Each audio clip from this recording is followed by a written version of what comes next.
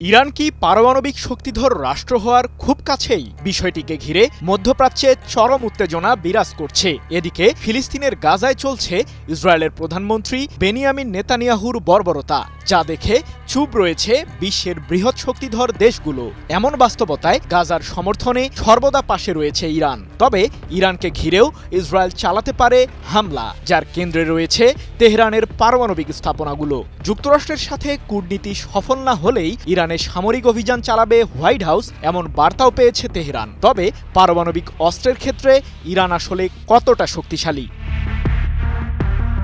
জাতিসংঘের পরমাণু সংস্থা IAEA সম্প্রতি জানিয়েছে ইরান প্রায় 275 কেজি ইউরেনিয়াম সমৃদ্ধ করেছে, যার বিশুদ্ধতার মাত্রা 60% উপরে। পারমাণবিক অস্ত্র তৈরির জন্য প্রাথমিকভাবে প্রয়োজন হয় সমৃদ্ধ ইউরেনিয়াম, যার সবটুকুই রয়েছে তেহরানের কাছে। 2015 সালে যুক্তরাষ্ট্র ও ইউরোপীয় ইউনিয়ন সহ বিশ্বের বৃহৎ শক্তিধর দেশগুলোর সাথে পরমাণু চুক্তি করে ইরান, যেখানে শর্ত ছিল 3.67% উপরে ইউরেনিয়াম সমৃদ্ধ করতে পারবে না তেহরান। বিনিময়ে ইরানের উপর জারি থাকা নিষেধাজ্ঞা প্রত্যাহার করে নেয় পশ্চিমারা। কিন্তু মার্কিন প্রেসিডেন্ট হিসেবে ডোনাল্ড ট্রাম্প প্রথমবার দায়িত্ব গ্রহণ করলে ইরানের সাথে করা পরমাণু চুক্তি বাতিল করে নেন। মূলত এরপর থেকেই ইউরেনিয়াম সমৃদ্ধকরণে মনোযোগ দেয় তেহরান। বিশেষজ্ঞরা বলছেন, একটি পরমাণু বোমা তৈরি করার জন্য ইরানের ব্রেকআউট সময় লাগবে মাত্র কয়েকদিন।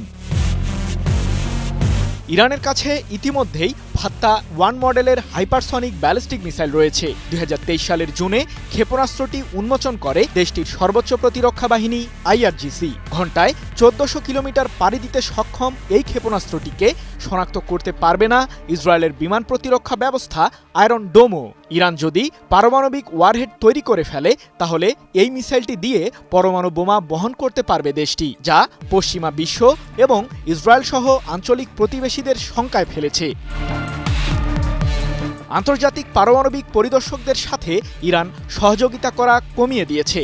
বিশেষত জাতিসংঘের পরমাণু সংস্থা IAEA-কে প্রত্যক্ষভাবে কোনো সহযোগিতা করছে না তেহরান, যার ফলে ইরানের পারমাণবিক কার্যক্রমকে ঘিরে একটি নীরব অনিশ্চয়তা তৈরি হয়েছে। যদিও IAEA সম্প্রতি জানিয়েছে ইউরেনিয়ামের সর্বোচ্চ মজুদ ইরান করলেও এই মুহূর্তে কোনো পরমাণু অস্ত্র নেই দেশটির কাছে। এদিকে ইরানের সর্বোচ্চ ধর্মীয় নেতা আয়াতুল্লাহ আলী খামেনি পরিষ্কার জানিয়ে দিয়েছেন, ইউরেনিয়াম ব্যবহার করে কোনো অস্ত্র তৈরি করবে না তার দেশ।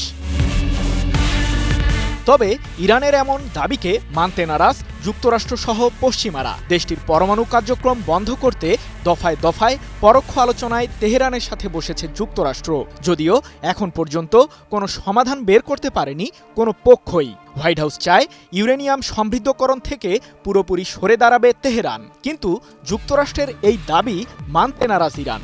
এমনকি পারমাণবিক ইস্যুতে চলমান আলোচনার সফলতা প্রসঙ্গেও সন্দেহ প্রকাশ করেছেন আয়াতুল্লাহ আলী খামেনি।